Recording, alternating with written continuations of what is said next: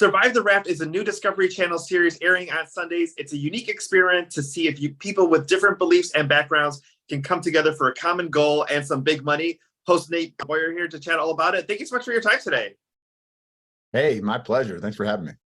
50 years ago, a similar experiment took place, but it seems like the country is in the same place that we were, half a century ago.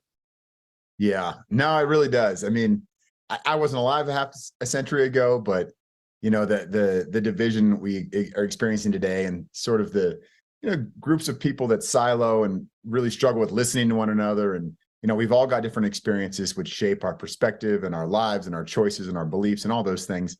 But when we're forced to come together and be put in these situations, uncomfortable situations, and are forced to listen to one another and work together in order to survive or win money, either way, things change. I think people's true colors come out, and there's a lot of good in that as well.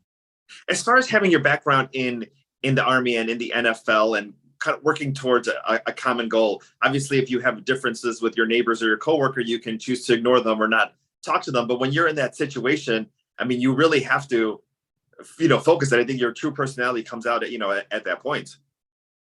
Absolutely. I was fortunate to be able to do both of those things, to wear the camouflage and to wear the football jersey. And, being in those locker rooms, we're talking about people from all walks of life, different skin colors, beliefs, whether that's political, religious, whatever.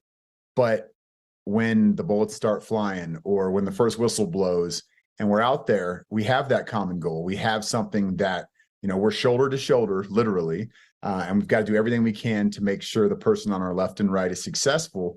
We got to put that stuff aside. We don't always like the people that we're playing with or we're fighting alongside, but we do love them, and we would do anything in reason to be successful, to make that goal a reality. And that's something that's very unique. And so having those experiences myself kind of helps me understand what it takes to get through something like that, and the sacrifices that are necessary. So bringing that to this show, bringing that to the raft, just from a mindset point of view, was very unique and very interesting. And I love seeing other people who weren't used to that, maybe who weren't accustomed to that background and that lifestyle, forced to do that. It created some really interesting moments, but also just, when you see people grow right before your eyes and realize, like, this is what I have to do. If I really want to get to this place, I've got to put aside, what I thought was the only way, and maybe it's not the only way. And all that kind of stuff is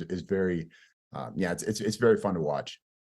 One thing that I admire about you is that you use your platform for change and for good. And I wish you had some type of political office where that, more people, everybody could have a chance to listen to you, because sometimes you take these big situations, like a Colin Kaepernick, and make people think about it in a different way. And I think using your platform for that, I think it creates so much positive change in the world. But what's maybe some advice from this show, from, Colin, from, people are arguing about a movie right now about different perspective about a children's toy or a song about a part of the country, and people look so much on their differences and don't really look to a common goal. And what's something, as far as like Nate's take on, like, here's something people should focus on instead?